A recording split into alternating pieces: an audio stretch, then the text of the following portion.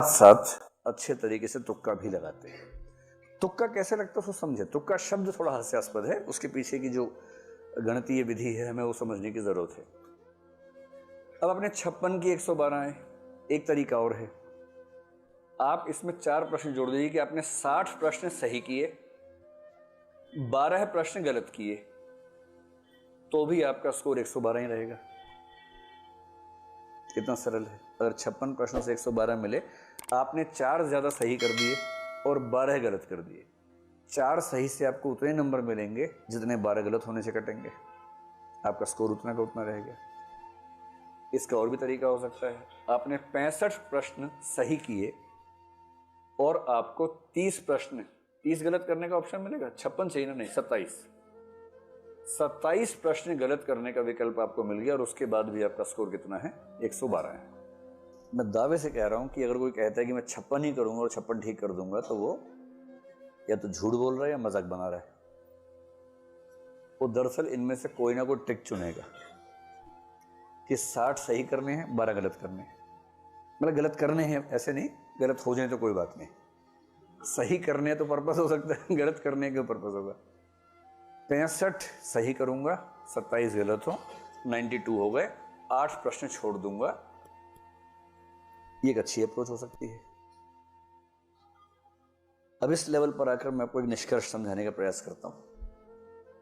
मेरी सामान्य राय, जिस पर अभी आपको काम करना है अपने स्तर पर, क्योंकि हर व्यक्ति के लिए एक समान दवाई काम नहीं करती है, बीमारियां अलग अलग हैं, दवाइयां अलग अलग ही होंगी।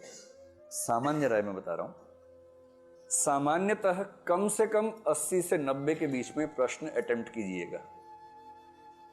इससे कम करेंगे तो ज्यादा संभावना है कि प्रीलिम्स नहीं होगा। और इसका सीधा सा मतलब है कि छोड़ने का मामला लगभग 10 प्रश्नों पर ही होगा कि 10 को आपने छोड़ दिया। नहीं समझ में आ रहा कि ये वही पेपर है जो मैं देने आया था, कोई और पेपर है, समझ नहीं आ रहा है। कुछ भी नहीं पता आपको उसके बारे में। ऐसे 4 प्रश्न हैं। यूपीएससी ये नहीं चाह रही कि तुक्का मारने वालों को नुकसान हो। कहीं कहीं नेगेटिव मार्किंग का पर्पस क्या होता है कि तुक्का लगाने वालों को नुकसान होना चाहिए। यूपीएससी केवल ये चाहती है कि तुक्का लगाने वाले को फायदा ना हो। मैं उम्मीद कर रहा हूं कि आप दोनों का अंतर समझ पा रहे हैं।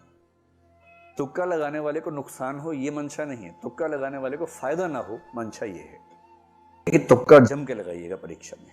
हम कितने प्रश्न करें और कितने प्रश्न छोड़ दें। क्वेश्चन छोड़ने का फायदा भी होता है और नुकसान भी होता है। पहले उसका फायदा नुकसान हल्का सा समझते हैं कि क्यों लोग क्वेश्चन छोड़ने या नहीं छोड़ने के पसोपेश में रहते हैं, उस दुविधा की वजह क्या है। देखिए आप, मैं जीएस को बेस बना के बात कर रहा हूं, सीसेट की बात बाद में कर लेंगे। 100 प्रश्न हैं, 120 मिनट हैं। जो व्यक्ति 100 के 100 प्रश्न करेगा उसको 1.2 मिनट्स यानी कि 72 सेकंड उसको एक प्रश्न अटेम्प्ट करने के लिए मिलेंगे। मान लीजिए किसी कारण से उसने तय किया कि मैं 100 प्रश्न करूंगा ही नहीं, मैं 80 ही प्रश्न करूंगा, बस 20 को हाथ ही नहीं लगाऊंगा। उसको एक प्रश्न के लिए 1.5 मिनट मिल गया। और जब उसको 1.5 मिनट मिलेगा तो स्वाभाविक है कि उसको प्रश्न को पढ़ने के लिए, सोचने के लिए, उत्तर को मैच करने के लिए समय ज्यादा मिला। और हो सकता है कि इस वजह से उसके 5-7 सवाल वो ठीक हो जाएं जो 100 करने के चक्कर में गलत हो जाते हैं। इसलिए कई लोग स्ट्रेटेजिकली कम प्रश्न करते हैं, इतने करूंगा उतने ठीक कर दूंगा, बस ज्यादा करने के दबाव में रहना ही नहीं है। तो एक फैक्टर तो हो गया रीडिंग स्पीड। आपके किसी प्रश्न को पढ़ने की स्पीड कितनी है, उससे आप तय करें कि आप कितने प्रश्न करना चाहते हैं अटेम्प्ट। एक दूसरा फैक्टर बहुत महत्वपूर्ण है और दूसरा फैक्टर है तुक्का लगाने की क्षमता।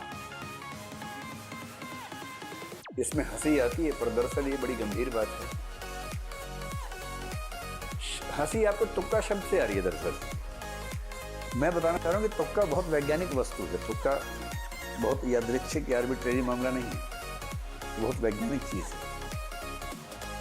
चलिए हम समझने का प्रयास करें। जैसे जनरल कैटेगरी में मान लीजिए कि आप एग्जाम दे रहे हैं और आपको 110 या 112 मान लेते हैं 56 प्रश्न आपके ठीक होने चाहिए। आपका स्कोर 112 हुआ और आप प्रीलिम्स में क्वालिफाई हो गए। ठीक है, अब 56 प्रश्न आपके सही हैं, इसका मतलब है नेगेटिव मार्किंग हटाने के बाद इतने सही हैं। सरल सा निष्कर्ष है कि तुक्का लगाने से फायदा हो ना हो, नुकसान तो नहीं होता है। जम के लगाइएगा परीक्षा में। हम कितने प्रश्न करें और कितने प्रश्न छोड़ दें। क्वेश्चन छोड़ने का फायदा भी होता है